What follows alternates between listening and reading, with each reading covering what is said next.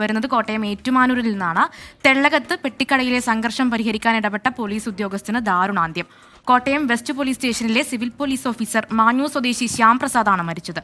അക്രമിയുടെ ചവിട്ടേറ്റ് police ഉദ്യോഗസ്ഥൻ കുഴഞ്ഞു വീണ് മരിക്കുകയായിരുന്നു. പ്രതി ജിബിനെതിരെ കൊലക്കുറ്റത്തിന് കേസെടുത്തു. വിവരങ്ങളുമായി ടോബി ജോൺസൺ ഉണ്ട് കോട്ടയത്ത് നിന്ന്. ടോബി, ഇന്ന് രാവിലെ വളരെ ഞെട്ടലോടുകൂടിയാണ് ഇത്തരത്തിലുള്ള വാർത്ത നമ്മൾ കേൾക്കുന്നത്. ഇതിൽ കൂടുതൽ വിവരങ്ങൾ എന്താണ്? പ്രതിക്കെതിരെ കൊലക്കുറ്റത്തിന് കേസെടുത്തു എന്നുള്ളത് അറിയുന്നു. വിവരങ്ങൾ.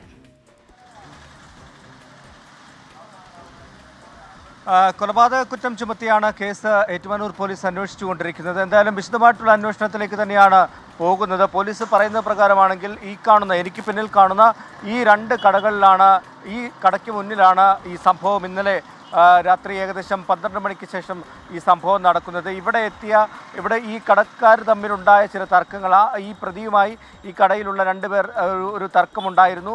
ആ തർക്കം പരിഹരിക്കുന്നതിന് വേണ്ടി എത്തിയ ആ പോലീസ് ഉദ്യോഗസ്ഥനാണ്.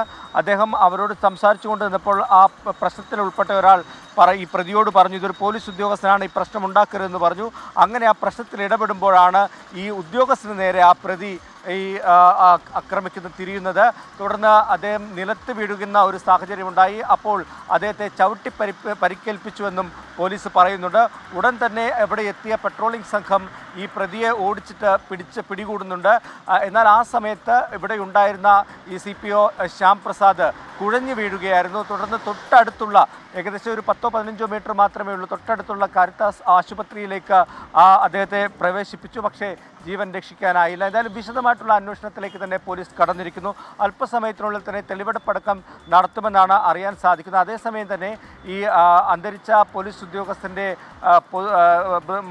ഭൗതിക ശരീരം ഇന്ന് പോലീസ് ക്ലബ്ബിൽ പൊതുദർശനത്തിന് വെച്ചു. മന്ത്രിമാരടക്കം VN വാസവൻ, അതുപോലെ തന്നെ റോഷി അഗസ്റ്റിൻ അടക്കമുള്ളവർ അവിടെ എത്തി അന്തിമോപചാരം അർപ്പിച്ചു. അല്പസമയത്തിനുള്ളിൽ ഏകദേശം 4 മണിയോടുകൂടി തന്നെ മാഞ്ഞൂരിലെ വീട്ടുവളപ്പിൽ സംസ്കാര ചടങ്ങുകൾ നടക്കും. അതോടൊപ്പം തന്നെ അന്വേഷണവും പുരോഗമിച്ചുകൊണ്ടിരിക്കുകയാണ്.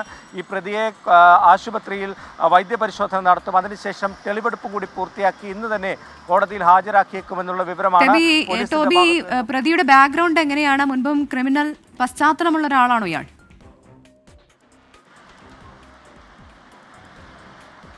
പ്രവിത, തീർച്ചയായിട്ടും അത് എടുത്തു പറയേണ്ട ഒരു കാര്യമാണ്. ക്രിമിനൽ പശ്ചാത്തലമുള്ള ഒരു പ്രതി തന്നെയാണ്, ഒരാൾ തന്നെയാണ് ഈ വ്യക്തി എന്നുള്ള കാര്യത്തിൽ യാതൊരു സംശയവുമില്ല. ഗാന്ധിനഗർ പോലീസ് സ്റ്റേഷൻ കേന്ദ്രീകരിച്ച് അദ്ദേഹത്തിന് ക്രിമിനൽ കേസുകൾ അദ്ദേഹത്തിൻ്റെ പേരിലുണ്ട്. ഏകദേശം 3-ലധികം കേസുകൾ അദ്ദേഹത്തിൻ്റെ പേരിലുണ്ട് എന്നുള്ള വിവരം പോലീസ് തന്നെ പങ്കുവെക്കുന്നുണ്ട്. അത്തരത്തിൽ ഒരു ക്രിമിനൽ പശ്ചാത്തലമുള്ളയാളാണ്. അതുകൊണ്ടാണ് ഇത്തരത്തിലുള്ള ഒരു അക്രമത്തിലേക്ക്, ഒരു പോലീസ് ഉദ്യോഗസ്ഥനാണെന്ന് പറഞ്ഞിട്ട് പോലും ആ പോലീസ് ഉദ്യോഗസ്ഥനെ ആക്രമിക്കാനുള്ള ഒരു നടപടിയിലേക്ക് അദ്ദേഹം കടന്നത്. അത് ഒരു തരത്തിലും അംഗീകരിക്കാൻ സാധിക്കാത്ത ഒരു കാര്യമാണ്. അതുകൊണ്ട് തന്നെ ഇയാൾക്കെതിരെ കർശന നടപടി അല്ലെങ്കിൽ കർശന വകുപ്പുകൾ ചുമത്തിയുള്ള നടപടികൾ തന്നെയാണ് പോലീസ് എടുത്തിരിക്കുന്നത്. എന്തായാലും അല്പസമയത്തിനുള്ളിൽ തന്നെ ഈ പ്രതിയെ ഇവിടെ കൊണ്ടുവന്ന് തെളിവെടുപ്പ് നടത്തും.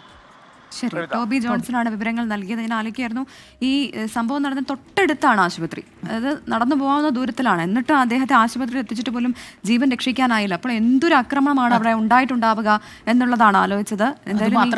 ഒരു പോലീസ് ഉദ്യോഗസ്ഥന്റെ അവസ്ഥ ഇതാണെങ്കിൽ സാധാരണക്കാരായ അതാണ് ബാക്ക്ഗ്രൗണ്ട് അങ്ങനെയാണ്. അവർക്ക് പോലീസുകാരെന്ന് പറയുന്നത് എന്താ അതൊരു വിഷയമല്ലാതെ ആയി മാറിയിരിക്കുന്നു.